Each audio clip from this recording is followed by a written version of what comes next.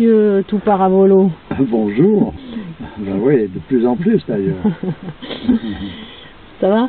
Mal et ça dure toujours. Bon. Écoute, on a tout dit. Eh bien, au revoir.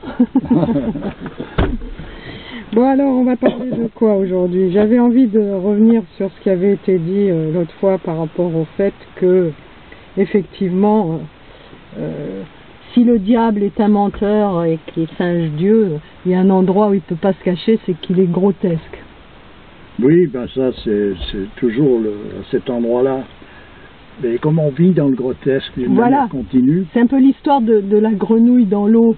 Tu vois, dans l'eau, si tu la plongeais dans l'eau bouillante tout de suite, elle partirait en courant, alors que si tu la mets doucement dans l'eau froide, tu fais chauffer doucement, doucement, doucement, au moment où elle sent que c'est bouillant, c'est presque trop tard, quoi. Ouais. C'est une question de sensibilisation. On est sensibilisé au grotesque.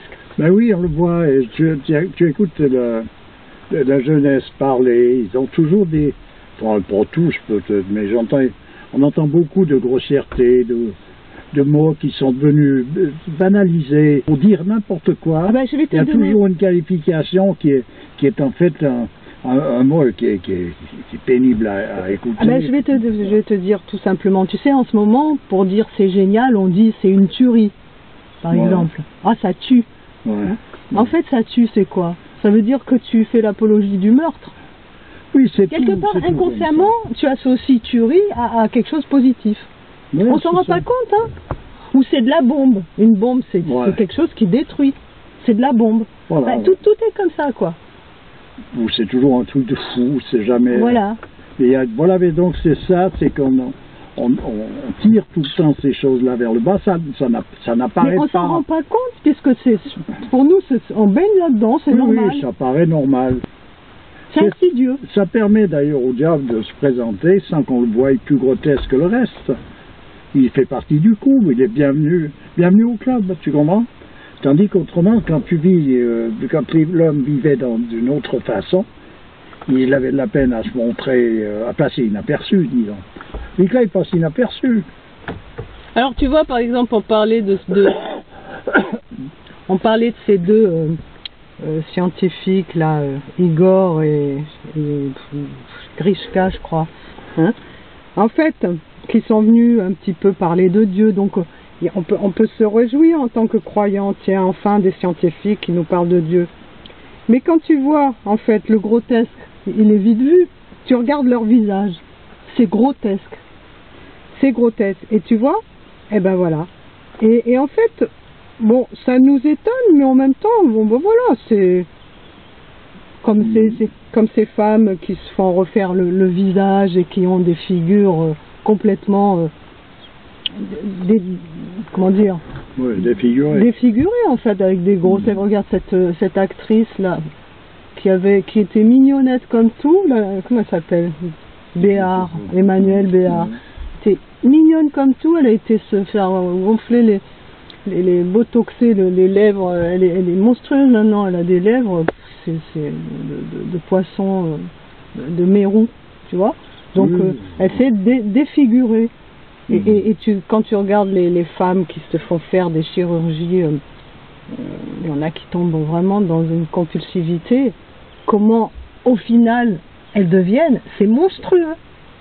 On est dans ce bain et on nourrit ce bain, on nourrit ces choses-là, on nourrit, quand on pourra en venir au grotesque, et tu parles de ces deux scientifiques, je les connais pas bien moi. Non, mais ils sont sympathiques, ils sont super sympathiques. Ouais. Le problème n'est pas là.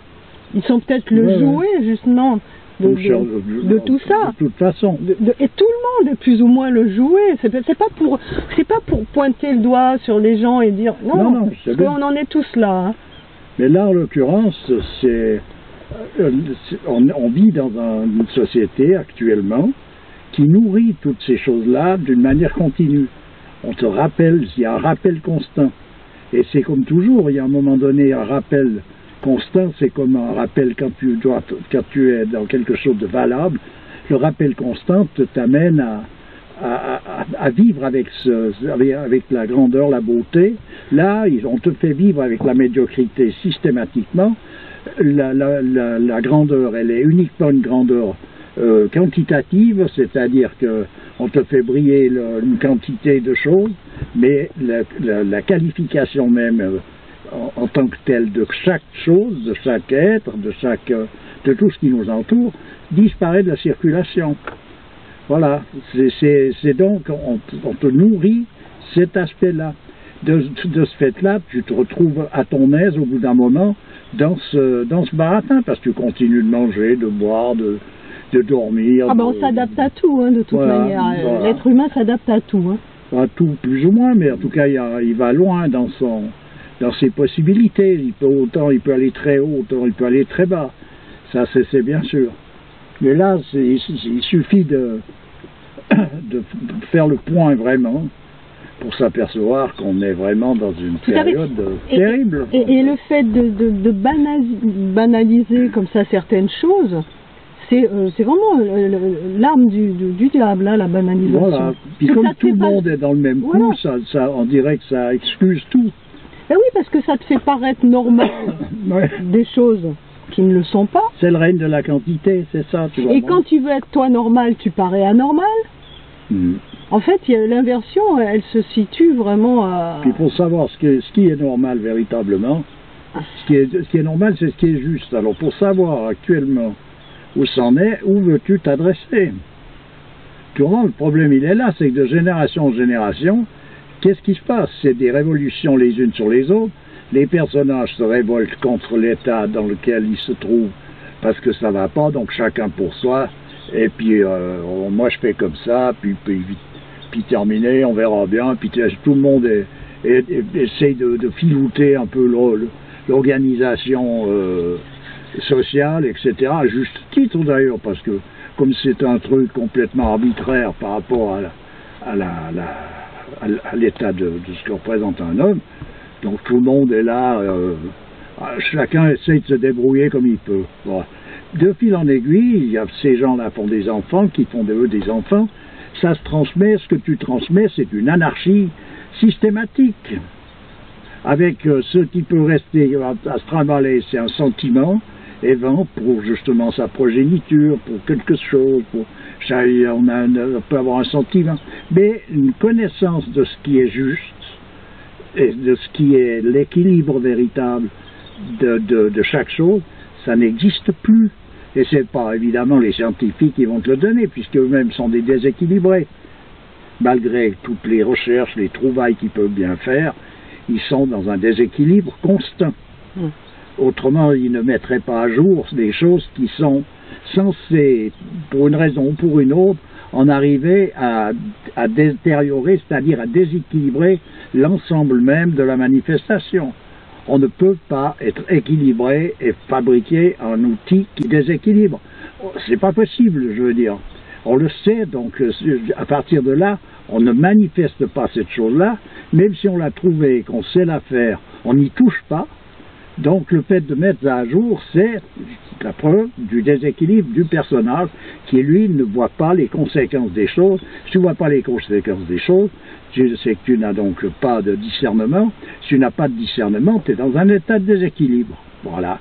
Et tous les grands savants, avec tous les prix Nobel que ça peut comporter, en sont là. Ça ne sont pas ailleurs. Et là, justement, hier, je discutais de ça, concernant quelqu'un qui s'extasiait devant une espèce de création, là, qui est horrible, enfin bon, et qui trouvait ça trop beau.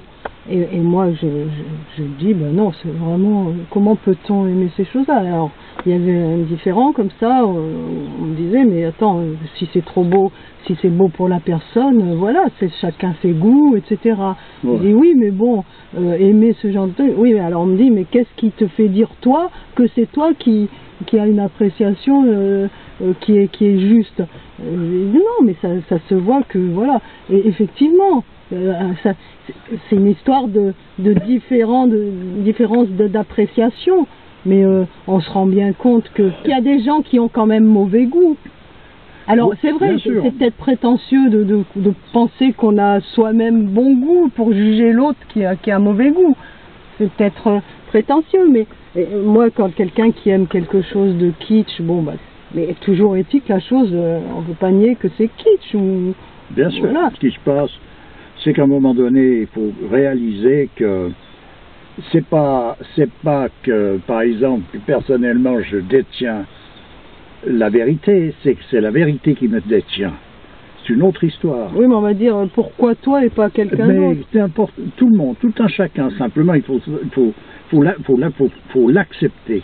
Et le problème, il est là, c'est exactement comme quand il est bien spécifié dans le cadre traditionnel que ce qui caractérise l'homme actuellement sur le plan spirituel, c'est sa profonde détresse.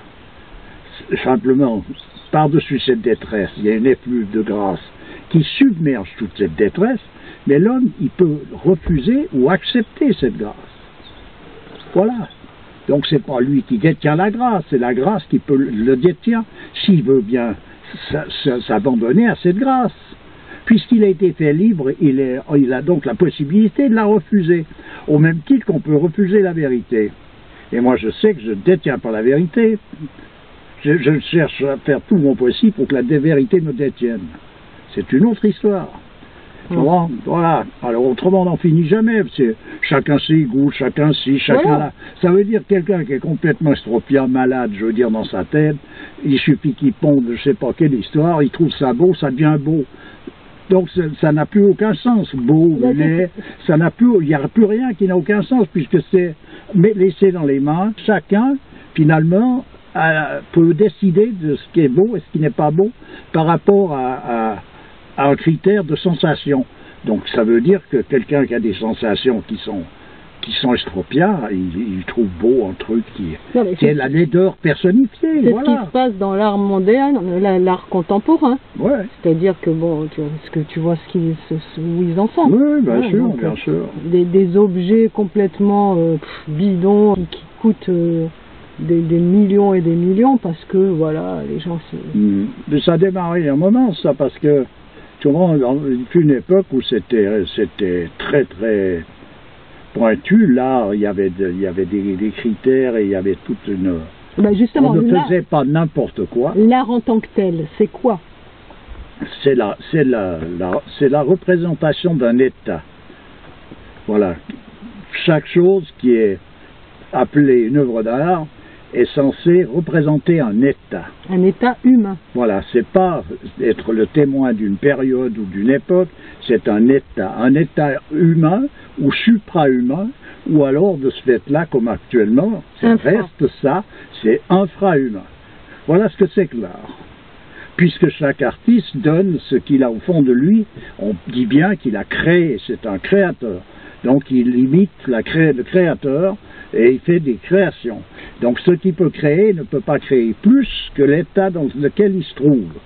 Et actuellement, quand on voit ce qui se crée, et qu'on a un critère qui est suffisamment quand même solide pour voir où se situent les choses, à quel étage ça se situe, ben, actuellement il est clair qu'on voit plus grand chose de brillant. Il y en a quand même qui restent à peu près normaux, mais je veux dire, il y a actuellement ceux qui ont vraiment la cote, souvent, c'est des personnages qui sont en dessous de tout. Ils sont tellement en dessous de tout, je pense que ça doit choquer à quelque part, puis le fait de choquer, c'est un critère qualitatif. En fait, l'état qui se reflète actuellement, c'est la dépravation. Alors, je suis étonnée qu'une personne s'extasie devant quelque chose que je considère comme laid, c'est que pour moi, cette soi-disant œuvre reflète plutôt un état de dépravation qu'autre chose. Voilà. Donc, c'est en ce sens-là. C'est pas parce qu'il y a des belles couleurs ou il n'y en a pas. C'est pas ça le truc. C'est ce qui rayonne de ça. C'est ce qui rayonne. Donc c'est en tant que que ça représente en tant que rayonnement. Voilà. Et là c'est très sombre. En l'occurrence ce truc c'était sombre, c'était laid, c'était voilà. Donc je m'étonne de voir des gens apprécier ça. Bon, écoute, faut plus s'étonner de beaucoup de choses actuellement. Nous y sommes. Hein. On est dans ce renversement total de position. Et il a démarré il y a déjà longtemps, c'est-à-dire le coup de grâce a été donc, comme j'ai déjà dit, 14e siècle. Le départ dans la Renaissance, ça a été la perte. Tout le monde a perdu gentiment ses facultés, ses connaissances. et jusqu'à sa dextérité finalement, parce qu'actuellement, c'est un peu gros sel à côté des artisans de l'époque, quoi. Tu te rappelles, on avait parlé de la beauté du diable. Oui, hein? Bien sûr, bien sûr. Donc voilà ce qui est. Il peut y avoir de l'esthétique. C'est d'ailleurs ce qui arrive. C'est ce qui arrive dans certains cas. Je dirais que l'esthétisme, il est souvent représentatif de la beauté du diable. Parce que cette beauté du diable, c'est une façon d'exprimer les choses. C'est quelque chose qui peut être esthétique, qui peut avoir une certaine perfection dans le contour, dans le geste, dans le mouvement, mais qui rayonne rien ou quelque chose justement plutôt de négatif. Voilà. C'est quelque chose de négatif en soi. C'est là où se situe le croisement des choses. On le voit, ces représentations de, tu vois, de femmes, tu vois, elles sont mises en lumière d'une manière où on regarde un défilé de mode. Tu vois, c'est monstrueux. Ah ben, tu vois cette image de femme qui est zombifiée, on dirait des chiens, des slogis complètement galeux, tu sais, avec un regard sombre, apeuré, ou je sais pas, mais c'est vraiment, ça donne pas envie. Alors c'est ça qui doit refléter la femme, quoi. Ça fait peur, quoi. Tu regardes ces regards. C'est très. Quand tu regardes ça, tu te dis c'est grave l'état où. Ben bien sûr. Où en sont les choses, quoi. Disons que les femmes qui sont. Et c'est censé représenter la beauté féminine. Ouais. Et les femmes, elles aspirent à ça. Tu vois, elles aspirent, les jeunes aspirent à devenir. C'est leur modèle. En tout cas, ce que l'on voit, c'est que la femme, disons, elle est représentée tout le temps de manière à ce qu'elle soit en quelque sorte un attrait pour l'homme sur le plan charnel. Mais voilà, donc ça veut dire qu'effectivement, en réalité, il y a beaucoup de mouvements féministes qui justement sont contre le fait que les hommes les regardent toujours au niveau de la ceinture et en dessous, ou des paroles qui ne sont pas correctes. Elles se vexent terriblement fort, il y a des plaintes déposées pour ceci, pour cela.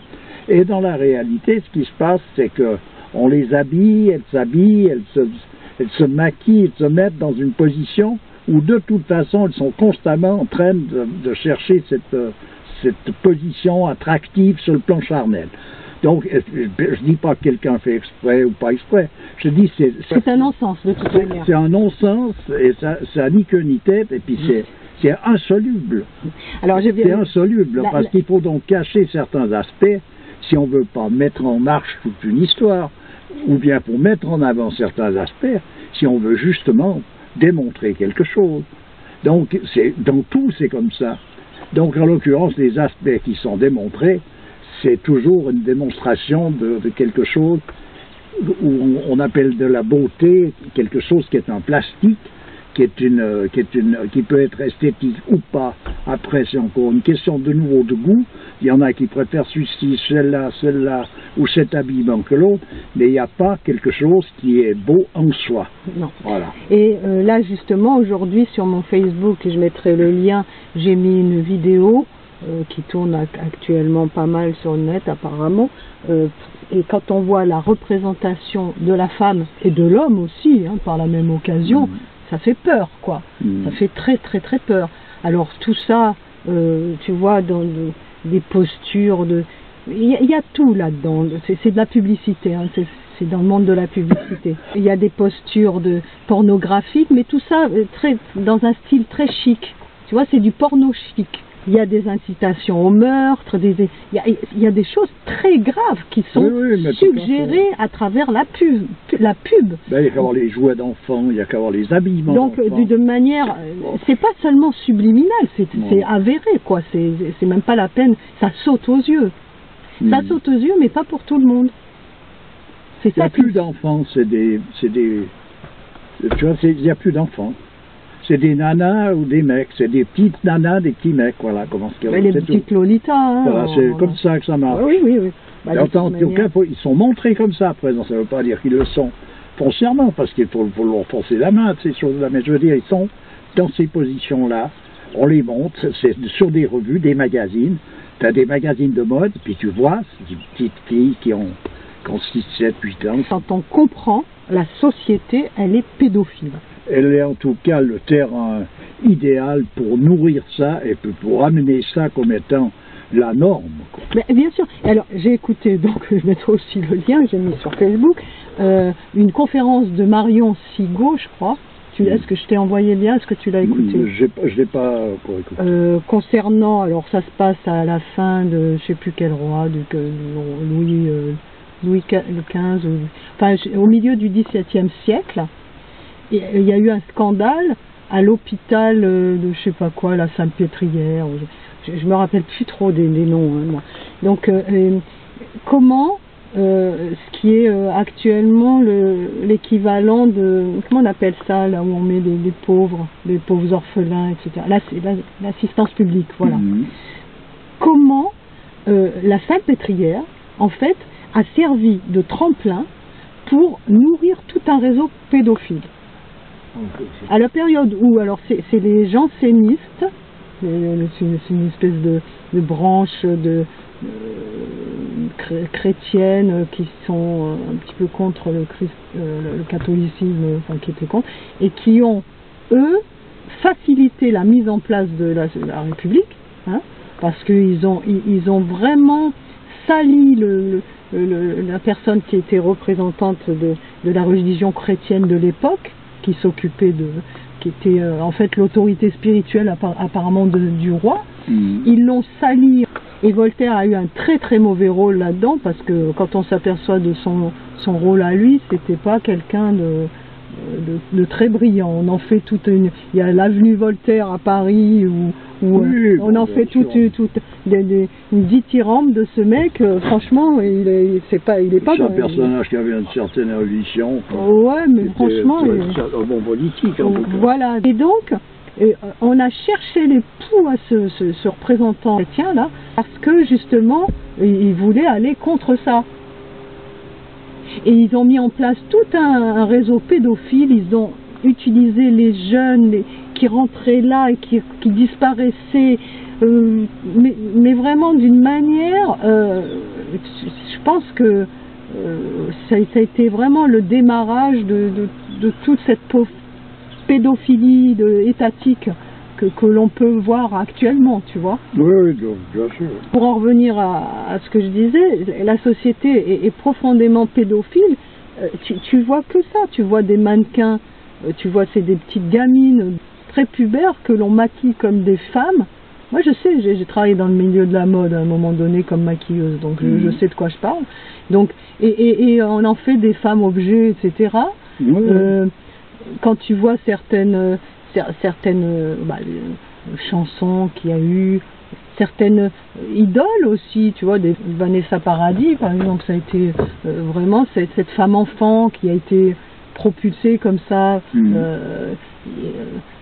dans le monde du showbiz, parce que justement elle représentait cet aspect des choses, tu vois. Voilà. Puis le but de l'exercice et le moteur de tout ça, pour en revenir, c'est justement ces forces obscures. Quand dans la religion on parle du diable, on pourrait dire que c'est le diable lui-même qui met en marche tout ce système et qui détruit de l'intérieur, par exemple, les religions, de manière à corrompre les personnages qui sont censés la représenter, qui ensuite de ça se font submerger par une autre autorité qui vient leur faire la morale à juste titre.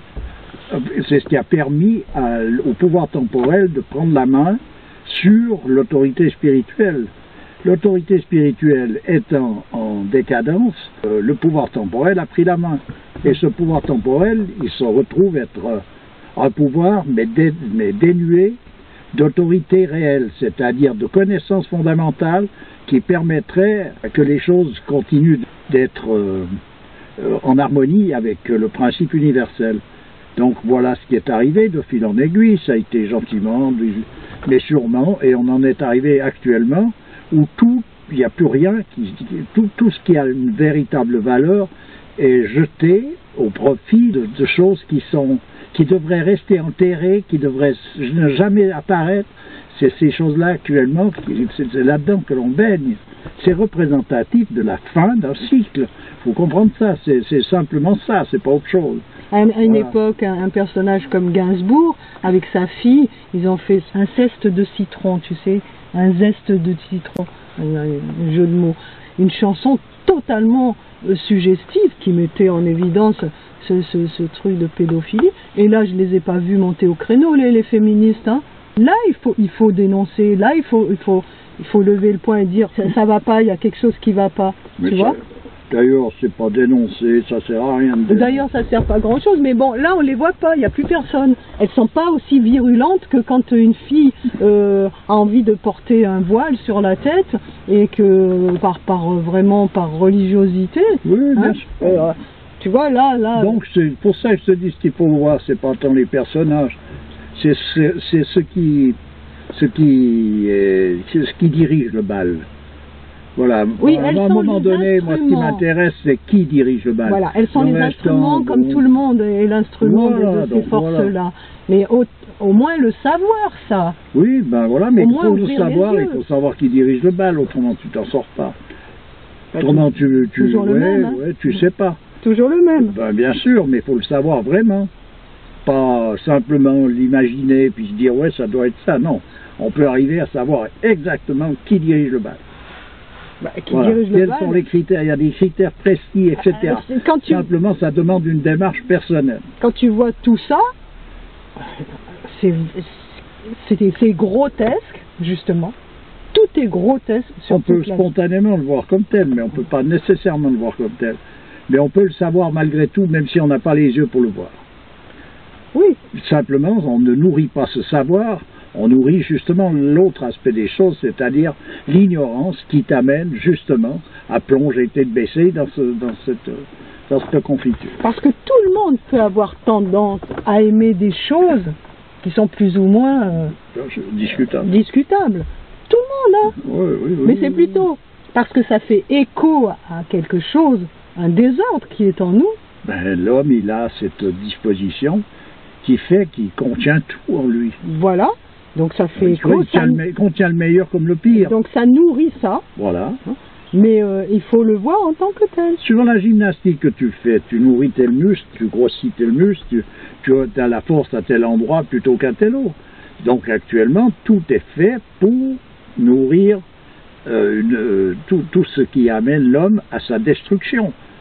Tout est fait pour ça, que ce soit dans les inventions, dans la manière d'être, dans la façon de manger, la nourriture, la manière dont elle est exploitée, les animaux, la façon dont on les traite, etc. Tout est fait pour aboutir à la destruction. Il n'y a rien qui est fait pour arriver à une harmonie, strictement rien. C'est pas à peu près, c'est pas parce qu'il y a un mouvement qui voudrait l'harmonie que ça suffit pour qu'elle soit. Il n'y a rien actuellement. Voilà. Il n'y a plus rien. Alors moi, par exemple, j'ai vraiment aimé énormément le rock and roll, les Rolling Stones, j'adorais, tu vois, et quand tu vois ce que ça représente, etc. Mais j'aime toujours, hein, si j'écoute un morceau, je vais continuer à aimer, hein, c'est pas le problème, il n'est pas là. Sauf que maintenant, je sais ce que ça représente. Moi, j'ai eu de la chance, c'est que j'ai pas aimé. Alors, mais voilà. Je dis bien j'ai eu de la chance, parce que si j'avais aimé ça, ben j'en faisais comme tout le monde. Hein. Oui, tout à fait. Alors, donc, je dis pas que ces personnages n'ont pas raison d'être. Quand tu les vois maintenant, c'est pas des références en tant que ils sont tellement destroyés que, voilà. Non mais c'est quand même c'est ce qui a été le modèle de toute une génération quand même. Mais quand tu les regardes maintenant, c'est vrai qu'ils sont destroy, mais vraiment destroy. Donc comment ils ont vécu, comment leur vie, ce qui les a animés, etc. Ils cassaient tout sur leur passage dans les hôtels, etc. Enfin bon, c'est quand même l'apologie de quelque chose qui n'est pas à rechercher. On est d'accord. C'est sûr. Donc, ça n'a pas empêché qu'ils ont entraîné des masses et été adulés, etc., etc. Et jusqu'à aujourd'hui, si j'écoute un morceau des sons, j'aime bien, tu vois. Voilà, c'est oui, comme ça. Oui, parce que ça s'est inscrit dans ton personnage. Puis après, c'est le rappel d'un souvenir. Puis le souvenir, c'est que tu étais contente à ce moment-là. Non, non, c'est même pas ça. C'est parce que il y a une certaine performance musicale malgré tout là-dedans. Que oui, toi, moi, tu... Oui, mais parce que c'est pas ton goût. Mais voilà. Non, mais même sans parler de goût. C'est un exemple comme un autre. Hein. J'ai pas trouvé. J'arrive pas à trouver une performance vraiment là-dedans, mais bon. Non, mais c'est pas ton. Mais je parle pas de goût. Ton époque, toi. Si, moi j'étais à l'école. J'avais 15 ans quand Elvis Presley était en plein dans la mais attends, moi je te parle pas de Presley. Oui, mais moi je te parle de Presley, puis après de Bill Haley, et puis de toute, alors toute ça, la génération d'avant. C'est le rock. Et tout le monde était branché sur ce rock à l'école, les copains. Oui, mais c'était un rock encore. C'est une histoire pas possible. C'était peut-être, mais c'était plus, comment dire, il se tenait mieux, on va dire. Non, attends, c'était justement le début de la fin, mais je veux dire, ils ont choisi un bonhomme comme Elvis Presley, qui avait une voix, il avait une très jolie voix lui, mais j'entends, il s'est mis à chanter toutes ces conneries là, et il a attiré avec lui un troupeau de personnages. C'était impressionnant. Tu vois, mais moi j'ai pas mordu à l'hameçon là, je sais pas pourquoi. Je peux pas dire le pourquoi, ça ne m'intéressait pas, je trouvais pas ça. Et quand tu vois comment les foules étaient hystériques devant des personnages comme ça, c'est là où tu te poses des questions quand même. Hein, tu te dis. Bien vu, je vois un festival, les types ils payent des fortunes pour aller regarder quelqu'un qui est en train de hurler et de se contorsionner sur une piste là. Pour moi, ça m'échappe aussi, alors considérablement. Aujourd'hui, c'est la même chose avec toute cette vague de chanteurs, même rap et tout. Il y en a, il y en a certains peut-être qui font du beau rap. Hein, mais c'est une histoire de performance encore. Tu vois, il y a de la belle performance, hein, que ce soit en rap ou dans d'autres styles musicaux. Hein. Mais voilà. Mais les performances, c'est pas ça, c'est pas un critère de beauté. Donc on est hors circuit, on est hors jeu, on est hors des limites. Puis quand tu es hors des limites, ça veut dire qu'il n'y a plus de limites. Non, mais tu exprimes fort bien quelque chose qui n'a pas de valeur en fait. Tu vois? C'est des gens qui ont une performance, tu vois, par exemple, je sais pas moi, qui te dire, comment il s'appelle celui... Mais c'est insidieux à partir de là. C'est insidieux, parce que donc ça veut dire que tu fais toute une apologie de quelque chose qui n'a pas de valeur. Quelqu'un là, comment il s'appelle, avec sa guitare électrique là, qui chante Hey Joe, bon, enfin bref, voilà, lui quand il joue de la guitare électrique, il fait une super performance, hein. Voilà, mais il faut déjà donc avoir les oreilles qui sont déjà déformées, dans le sens que les musiques qui sont justement faites par des sons électriques, comme on dit, pour moi c'est du bruit, c'est pas de la musique. Voilà. Les vibrations, le champ vibratoire n'est pas du tout le même que celui d'un instrument à cordes par exemple, où la vibration, ce n'est pas la même vibration. Alors, ce n'est pas la même histoire. Justement. Voilà. Donc pour apprécier des musiques qui sont déjà au départ faites avec des sons qui devraient être prohibés, il faut déjà donc en avoir pris un coup de bambou à quelque part, puis ensuite de ça on s'en remet une couche supplémentaire avec encore le choix du morceau qu'on écoute, etc. Bon, on le sait que les effets sont délétères. On a vu ces expériences sur l'eau, les expériences de Dr Emoto, comment réagit l'eau à ce genre de musique. Puis sans avoir vu ça, moi franchement, je sens moi dans mes oreilles, pourtant je n'ai pas des oreilles extraordinaires, mais moi je ne peux pas supporter ces machins. Puis c'est pas que j'ai un parti pris, parce que moi j'aimerais bien supporter tout, hein. Moi je veux comprendre la jeunesse qui veut s'amuser, qui veut jouer, qui veut danser, tout est bien. Mais j'entends ça, c'est des bruits qui sortent de l'enfer pour moi, c'est tout. Ça n'empêche pas ton petit-fils d'écouter de la techno. Ah mais tout à fait, mais c'est pas, disons, il n'a pas mon aval, moi il sait très bien ce que j'en pense. Présent, qu'est-ce que tu veux? Je ne veux pas lui taper dessus pour qu'il arrête de l'écouter. C'est ce que je fasse. Donc j'en suis réduit aussi à une certaine impuissance devant toutes ces choses-là. Mais j'ai aussi le plaisir par de ce fait-là de voir à quel point les choses en sont. Ouais. C'est vrai que les gamins, ils baignent là-dedans d'une manière... ils sont à l'aise dans toute cette confiture. Enfin, pour moi, ça n'est rien d'autre tout le temps que le signe des temps. Voilà, c'est tout. Moi, ce que je vois, si je dois dire ma vision des choses, je vois ce signe des temps, ce cycle où il en est, le stade auquel il en arrive. Voilà, je vois où en est l'humanité, où en est l'ensemble de toutes choses. Voilà, le cycle, on arrive à ce moment-là. Ouais. Voilà ce que ça me démontre, moi, ça ne me démontre pas autre chose. Alors c'est de la musique déstructurante.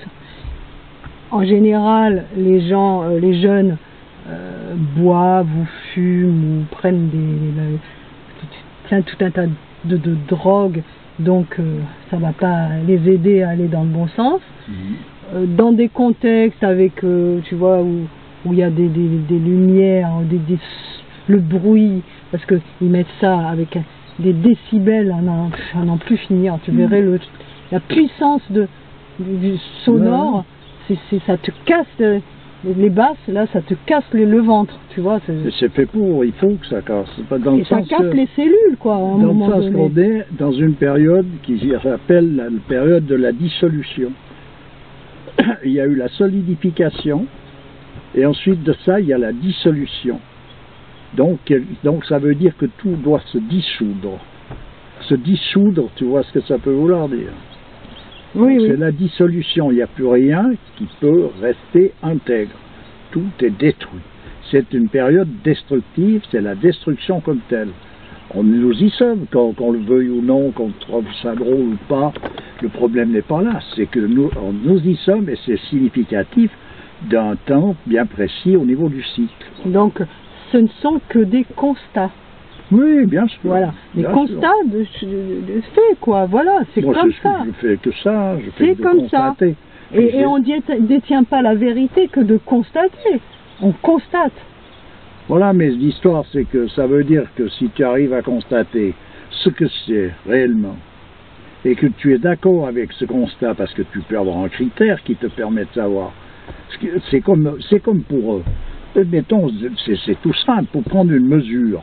On a des mètres, donc un mètre, il va faire l'étalonnage. Après, on va dire, là, il y a 100 mètres, là, il y a 50 mètres. Tu sors ton mètre, puis tu contrôles si toi, ton critère est juste, parce que tu peux avoir l'œil pour ça, ou pas. Mais tu as le mètre qui permet de te donner cette mesure. C'est la référence. Voilà, c'est un référentiel. Après, on peut aller chercher sur quoi il était pris, etc. Mais dans le domaine, justement, de quelque chose, pour en revenir à la beauté ou à la laideur, il y a de nouveau des critères bien précis qui font qu'à un moment donné, tu peux très bien savoir, on peut très bien avoir des goûts, d'aimer les choses qui en réalité on devrait rejeter, mais ça veut dire qu'on sait qu'on a une carence au même titre qu'un daltonien, il peut savoir qu'il ne voit pas les couleurs justes, ou etc. Donc c'est possible. Donc ça veut dire qu'on peut faire la correction à un endroit, dans le sens qu'on ne va pas se laisser emporter et dirigé par une sensation, alors qu'on sait que cette sensation est une erreur. Alors quand tu parlais du mètre, on ne remet pas en question le mètre. On aurait pu très bien faire un mètre qui fait 2 fois plus que sa longueur, et te dire ça c'est un mètre. Mais en l'occurrence... Et mesurer ça. Donc on s'est bien référé à quelque chose. Voilà. Et c'est cette chose-là qu'il faut aller voir. Bien sûr. Je pense qu'il y a des gens qui ont été voir. Ah, mais et ça fait partie des principes. Bien sûr, ça correspond à une division de quelque chose. Voilà, une unité de mesure par rapport à une connaissance fondamentale.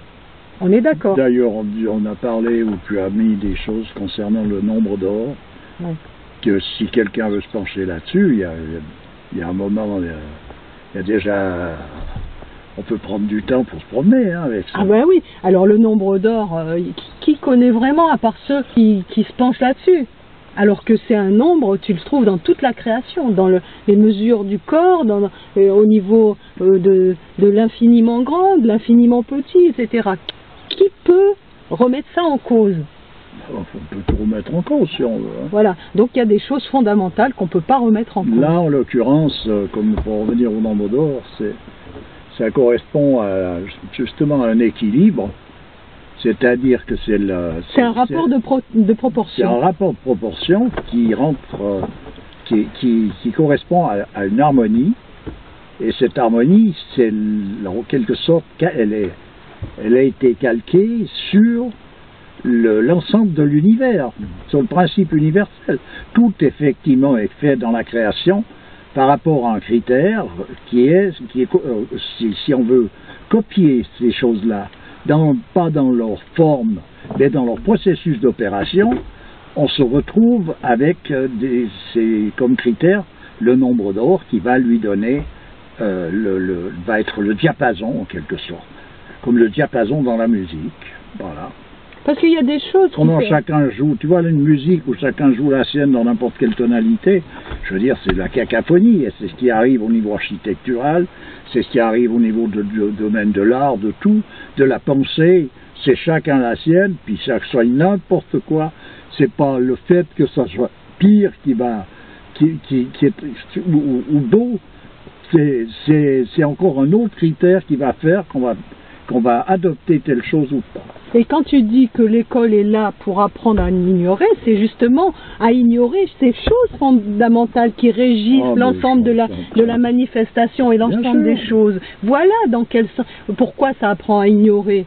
Donc il y a des gens qui vont à la source chercher ces connaissances-là, un temps soit peu, et qui peuvent en parler. Tu t'imagines si tu être des références.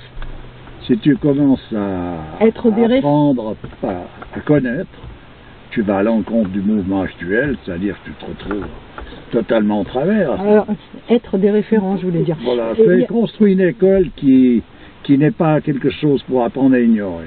Ben, tu verras que ça sera fermé assez rapidement. C'est quand même l'élite qui veut continuer à détenir ce genre de connaissances.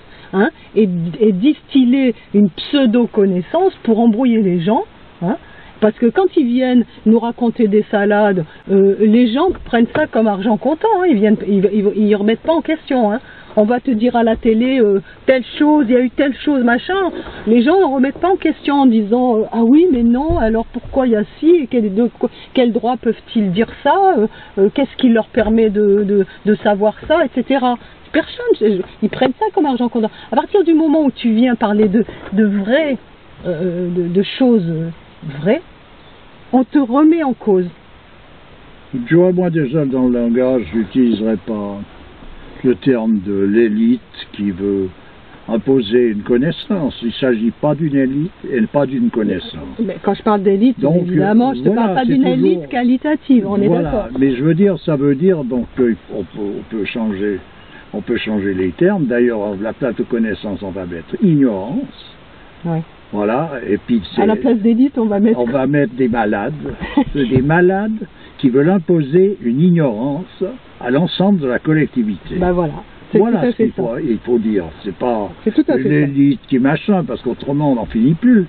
Non, c'est une bande de malades qui veulent imposer l'ignorance qui correspond à leur maladie. Voilà, parce qu'ils y croient en plus, c'est ça. Ah, mais quand tu es malade, il y a un moment donné, bien sûr, tu vis ce que tu es. Et ils sont représentatifs de cette maladie et de cette ignorance. Tu ne peux pas leur dire que ça ne va pas. Et ils ont les moyens d'imposer ça, parce que le moyen actuel, c'est un moyen qui est un moyen de pression, c'est un moyen de poids, c'est-à-dire c'est pas un moyen de qualifié. On voit bien dans le monde actuel, celui qui a les gros moyens sur le plan financier, il conduit la barque. D'ailleurs, c'est connu dans ces milieux-là, si tu as les cordons de la bourse, tu tiens le monde. Voilà, mais pour en arriver à que le monde puisse être tenu par les cordons de la bourse, il a fallu détruire ce monde au point de le rendre totalement esclave. Et à partir de ce moment-là, évidemment que tu le tiens avec les cordons de la bourse. Mais autrement, mon gros œil, tu vois, ça ne marche pas. Voilà. Ah, attends, il faut que je cache ça. Oh, bah oui. C'est bien grave.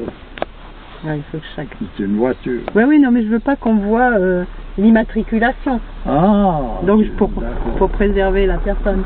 Oui. Bon, voilà.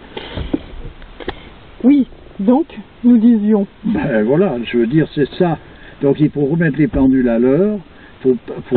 Quand on parle de ces choses-là, il faut savoir qu'il ne s'agit pas d'une connaissance, mais d'une ignorance, qu'il ne s'agit pas d'une élite, mais d'une horde de malades qui sortent finalement droit de l'enfer. Quand il est bien spécifié que le jour viendra où des monstres naîtront sous forme humaine, c'est pas une façon de parler, c'est une réalité. Et puis voilà, donc ils sont là pour manifester ce qu'ils ont à manifester. Ce temps-là doit exister aussi, ça veut dire que ça fait partie, cette désharmonie, on pourrait dire ce mal est donc une nécessité pour que l'harmonie universelle soit complète. Il faut qu'il y ait aussi inclus ce genre de choses. Autrement, elle n'existerait pas. Et j'irais même jusqu'à dire qu'on peut remercier Dieu de ne pas être à leur place. Ah ben, c'est la moindre des choses, disons. Parce qu'on pourrait l'être à leur place. Ben, bien sûr. Tu sais, on échappe à quelque chose de géant, là, malgré tout. Mais ça se fait certainement encore chez des gens qui savent ce que représentent les choses. Un Indien, un Hindou pieux, il va se prosterner devant un cochon pour le remercier d'être à la place où il est, et puis pas d'être lui à être obligé d'être à la sienne. Ouais. C'est pas compliqué, ça. Parce que s'ils ont leur raison d'être, comme il est dit dans la tradition, il faut que ça passe par là, et tant mieux que ce soit pas nous quelque part. Ouais. Oui, et on devrait même pas on devrait plutôt les plaindre plutôt que les blâmer. C'est d'ailleurs moi, personnellement, je dois dire que c'est pour ça qu'il n'y a aucune méchanceté. C'est facilement ce que je fais, en tout cas dans le fond de moi-même. J'aurais plutôt tendance à prier pour eux que de vouloir leur tirer dessus avec une kalachnikov. Mais pourtant, il y en a qui vont loin, parce qu'il y en a qui n'ont aucun scrupule pour tuer des millions de gens en les affamant, en faisant une politique complètement... comment dire? Oui, mais d'ailleurs, il peut y avoir, tout d'un coup, comme il y avait eu Gengis Khan à une certaine époque dans certaines contrées, c'est donc à une échelle beaucoup plus réduite, qui était donc le fléau de Dieu, c'est-à-dire que Dieu il peut envoyer un fléau et peut te ratiboiser tout ça, vitesse grand V, il n'y en a pas pour longtemps, disons. C'est que tout d'un coup, ça, c'est des choses qui arrivent, c'est sûr. Ça. Mais j'entends comme la position qu'on peut avoir. La meilleure, je pense, c'est de prier pour l'ensemble de l'humanité. Et donc, de prier, c'est la prière en tant que telle. Voilà, c'est tout. Qu'est-ce qu'il faut faire? Comment faire? Alors, actuellement, il y a un contexte, pour être plus terre-à-terre, social, assez précaire. Et les gens sont désabusés par les politiques successives, on en a parlé l'autre fois. Et apparemment, l'extrême droite... prend de l'avance. Donc les gens qui s'illusionnent en pensant que l'extrême droite va apporter la solution, eh bien... Ça dépend ce qu'on appelle la solution. Hein. La solution finale. Oui, c'est ça. Ça peut ou pas, tu vois, de toute façon, je te dis, c'est absurde tout ce cirque. Et de prendre un parti gauche-droite, celui-ci, celui-là. Pour moi, je vois un jeu d'absurdité. Puis il y en a qui préfèrent cette absurdité que l'autre, mais de toute façon, c'est tout du poison. Non, mais on peut quand même faire un parallèle avec une période qui n'est pas si loin, hein, pas à l'époque d'Hitler, où c'était le même marasme, hein, et où Hitler est venu en sauveur, quoi. Ouais, bien sûr. Et ce marasme, il a été bien mis en place, bien étudié, parce que c'est comme ça, fragiliser les gens, les mettre dans la peur, c'est ce qu'ils font dans les médias, ils ont fait ça depuis un moment, ils nous ont travaillé au corps, hein, pour ça. ça a très bien marché. Ils jouent le rôle. Ah, ça a très bien marché, les esprits sont très bien formatés, zombifiés et préparés pour que quand le sauveur va venir, eh ben, tout le monde va lui embrasser les pieds. Il faut mettre les gens en condition pour pas qu'ils se trompent de sauveur. Pour pas qu'ils en prennent un vrai. Bon, ben, bien sûr, ça c'est clair, ça tu t'imagines. C'est ça l'histoire de l'école pour apprendre à ignorer, c'est que tu commences par ça, il y a tout l'ensemble des choses qui vont autour, ce qui veut dire que le sauveur, et on prépare la place pour l'arrivée du sauveur. C'est comme ça l'histoire, voilà. Impitoyablement comme ça. Ah ouais. Il y a les animaux qui sont encore, pour l'instant, on voit qu'ils restent fidèles à fidèles à eux-mêmes, on peut dire. Ils restent dans leur position. Mais y en a qui commence à branler au manche. Oui, il y en a qui commencent à être dégénérés. Hein, voilà. Il y a ce petit machin qui est rappelé. La domestification a fait dégénérer certains quand même. Hein. Quand tu vois certains chiens, comment normalement un chien il obéit à son maître. Ben voilà, mais quand il se retourne contre lui, c'est qu'à un moment donné, il pète les plombs. Voilà, c'est ça, mais ça, bon, ça veut dire qu'il a, comme tu dis, il a quelque chose qui ne marche pas. Autrement, le chien, de par lui-même, il est représentatif en quelque sorte de la fidélité. Il y a eu tellement de manipulations au niveau génétique hein, dans ces races de chiens qu'il y a des races complètement dégénérées hein, actuellement. C'est pour ça que ils me font peur, moi. Ces chiens, c'est des armes à tuer, quoi. D'ailleurs, les animaux ont peur de l'homme actuellement. C'est un signe bien précis parce que normalement, quand l'homme est dans son équilibre, les animaux recherchent le contact de l'homme. Ça veut dire qu'ils vont se déplacer de loin parce qu'ils savent où ils sont, donc ils savent qu'il y a un homme quelque part. Les saints, ils sont entourés d'animaux. Oui, les animaux viennent de très loin pour les voir et puis pour être à leur contact. Et le saint, c'est tout simplement la norme. Voilà ce que c'est, un homme normal, c'est un saint. J'ai trouvé une vidéo, là. C'est addictif, hein, Facebook, hein, je voulais te dire. C'est très addictif. Oui, parce qu'en fait, on met un truc, on revient pour voir s'il y a d'autres trucs. Voilà, c'est vrai que c'est addictif.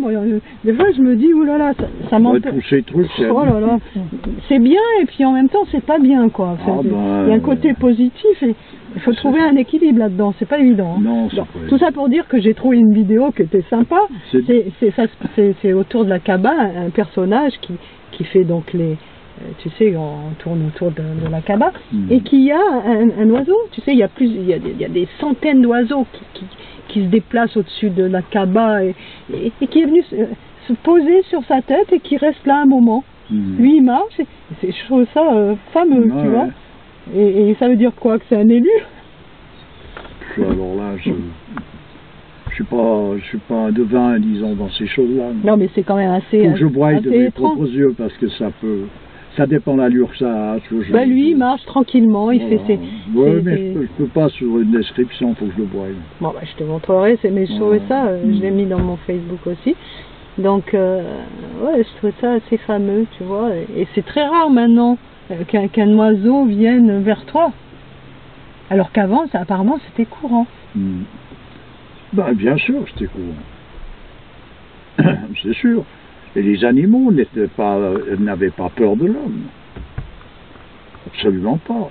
Oh non, les hommes ont peur des animaux. On parle des Indiens qui mangeaient les bisons, mais les bisons n'avaient pas peur des Indiens. Faut pas se faire du souci pour eux, c'était pas un problème. Non. Ah non, aucun honneur. Ces personnages, ces pauvres, ils agissaient tout à fait dans l'ordre des choses, et les bisons étaient aussi dans l'ordre des choses, ce qui veut dire que tout vivait en harmonie. Mais ça fait que ils devaient se sacrifier pour l'animal savait ça. À un moment donné, les choses se passent comme elles doivent se passer, mais il n'y a pas un conflit, une désharmonie, c'est pas vrai. Absolument pas. Mais après, pour rentrer dans un cadre traditionnel où ces choses-là sont mises en évidence pour les comprendre. Comment comprendre autrement? Il n'y a pas de possibilité. Alors, et pour pouvoir se mettre dans une position qui qui est particulière pour comprendre qu'un animal peut, de fait d'être mangé par un homme, c'est en quelque sorte une belle mort pour lui. Il faut comprendre que c'est difficile à avaler, on peut avaler ça de travers facilement, puis je comprends pas, je comprendrai très bien. Voilà. Mais en même temps, on peut être végétarien et préférer ne pas donner la mort à un animal. Ah mais ça, tout à fait. C'est sûr. On a la liberté en tout cas dans tout ça. On a une forme de liberté. L'homme a été créé libre. Voilà, il a été créé libre. C'est pas pour faire ce qu'il fait librement, c'est pour avoir une attitude dans ce qu'il fait, parce que je te dis bien, ce que l'homme fait, c'est son destin, ce qui veut dire qu'il est dans l'obligation de le faire. Ouais. Ça c'est clair et net. Ben voilà, le destin, c'est quelque chose d'inéluctable. Par contre, on peut avoir une position là-dedans, qui n'est pas nécessairement la position de tout un chacun. De chacun. Il peut avoir une position, et on peut donc s'approcher de plus en plus de l'attitude que l'on doit avoir si, en tant qu'homme, parce que savoir tout ce qui nous entoure, c'est déjà une chose, mais pour le savoir, il faut déjà commencer par savoir ce que l'on est soi-même. Autrement, on ne sait rien du tout de ce qui nous entoure. Et être en conformité avec Dieu, c'est avoir une attitude qui plaît à Dieu. Ben, bien sûr, c'est d'être en accord avec notre propre nature, en plus. Bon, ben on va rester là-dessus. Je te remercie beaucoup. Ben, toujours avec plaisir. Et à très bientôt. Oui.